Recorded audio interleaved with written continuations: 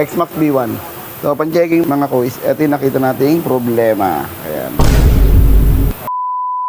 So, good din mga kuys, meron tayong ginagawang X-Max na punong-puno ng problema. So, ito, pan-checking mga kuys. Dinala pala ito rito mga kuys, ay may check engine, tapos walang takbo, maingay. X-Max B1. So, pan-checking mga kuys, ito yung nakita nating problema. Ayan. Yung kanyang rear and front sensor hindi gumagana kaya nag-i-indicate yung kanyang ABS. Upon checking mga kuys, nakita natin kung ano mismong ang problema ng kanya pagkakaroon ng check engine. So, asan yung washer? Ayan o. Ito, dahil dito sa washer nagkaroon ng check engine. Bakit ka mo mga kuys? Kasi ito, nagpalit sila ng rotor disc mga kuys. Ayan o. Speed wheel sensor. Ang nangyari, nilagyan nila ng washer para dumikit. Ito, nilagyan nila ng washer yung speed sensor. Ang nangyari, lumayo yung distance dito sa speed wheel. Ayan, kaya nagkakaroon ng loose contact or hindi nasi-sensor, ni speed sensor yung speed wheel. Kaya nagkakaroon ng check engine. So, after natin ma-troubleshoot mga kuys at nakita natin yung kanyang problema, in-advise ni customer at sinabi na rin ni customer na idiretso na rin natin sa full service package yung ating ginagawang X-Max 300. So, ano ba yung ginagawa natin mga kuys? Pag nagpo-full service package, ayan, throttle body, FI cleaning, CVT cleaning, lahat, overhaul.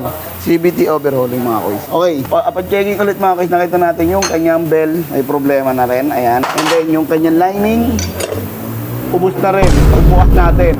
Kaya pala walang takbo at maingay.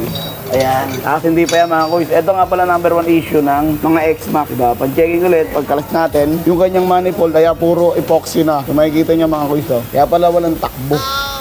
Ayan, puro epoxy na. So kada takbo, kada andar, natatagtag. Nabibidak din yung nilagay na pansamantala na epoxy mga kuys. So yun. Pakita ko sa inyo mga kuys yung ating paglilinis ng CVT. Paggamit yung ating mga kuys. Ultrasonic na 30 liters. Ayan. Salang natin yan dyan. Ngayon kasi may nakasalang tayo. Hintayin na lang natin mga kuys. Salang natin yan. Let's go! So, update lang ulit mga kuys dito sa ginagawa natin na X-Max 300. So, yung kanina sobrang dumi ng makina mga kuys, ayan na. Diba? Quality. Pati yung throttle body, pati yung manifold, nakapagpalit na rin tayo. At spark plug, nakapagpalit na rin. And then, ito nga pala mga kuys. Yung pinalit natin na panggilid. HARC na fully, tapos stock pa rin ang ginamit natin na bago na stock na lining and then yung bell. Ayan, genuine lahat ng mga kuys puro Yamaha. Okay, so yan, so bubuhin na lang ulit natin mga kuys. So let's go, wala na siyang error, matino na rin yung kanyang RPM and then yung kanyang panggilid, diba? Okay, so yan mga kuys. So, located nga pala tayo mga kuys sa 7 Avenue, Cornel de Aquino, Caloocan. Search nyo lang, 10X Moto Service. At yun lamang po. Maraming salamat. God bless and ride safe. Let's go.